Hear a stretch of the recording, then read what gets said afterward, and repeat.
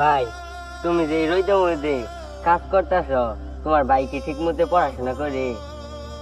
ভাই, আমার ছোট ভাইয়ের জন্য আমি কাজ করতেছি ক্ষেতের মধ্যে।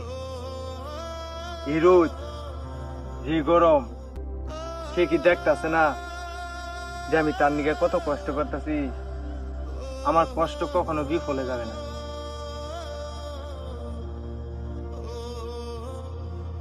ভাই ওইটা কি তোমার ভাই নেলা দেওয়া যায় না? ওরে, ওই দেখ, কইতে না কইতে আমার ভাই চলে আইছি। দেখ কি কাজ কর। বন্ধু, আজকে ভাইয়ার কাছ থেকে টাকা পয়সা নিয়ে বড় একটা পার্টি করবি।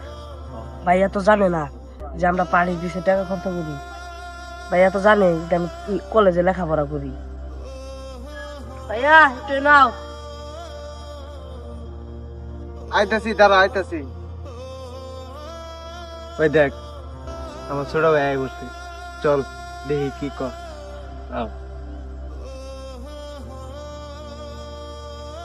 তাহলে কি হয়েছে ক?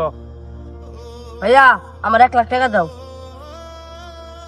কিরে, তোর এত টাকার প্রয়োজন কেন? 1 লাখ টাকা দিয়ে তুই কি করবি? তোমার কাছে টাকা দিচ্ছি, টাকা দিবা তুমি, এত কথা ওকে। ভাই আন্নে ছোট ভাই তো আমি ভালো মনে করছিলাম, আন্নে ছোট ভাই এরকম কেন?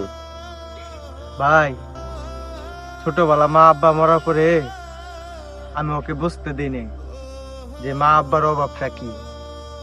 আমি এই রোদের মধ্যে পরিশ্রম কইরে ওকে আমি খাওয়াই, ওকে কলেজে পড়াইতেছি, কারণ সে আমার দুঃখটা মানে বুঝে। ও আমার সাথে মজা করতেছে, বিশ্বাস হয় না? তুমি বলা দেখো, ও আমার সাথে মজা করতেছি। এ ভাই, তোমার লোক কি আর মজা করবো? টাকা দাও জামগা। কিরে, তোর ভাইয়ের কাছ থেকে 1 লাখ টাকা ছিলি, এখনো দেয় না? আমার আব্বা মা হইলে পরে কখন গা দিয়ে দিত। আরে ভাই, তোমার বাপ মা হয়তো চাকরি করে, আর আমি দেখো পড়ার ক্ষেতের মধ্যে আমি কাজ করি। আমার মনে করো যে সকাল হলে আসি, আবার বিকাল দিক দিয়ে চলে যায়, আমাকে টাকা দেয় বাস। আমি কেমনে ওর 1 লাখ টাকা দেব? ভাই, তুমি আর বন্ধুর সামনে আমার অপমান করলা। তুমি আমি বাইক গেলাম, তুমি আমার 10 মিনিট 1 লাখ টাকা দিবা। চল বন্ধু।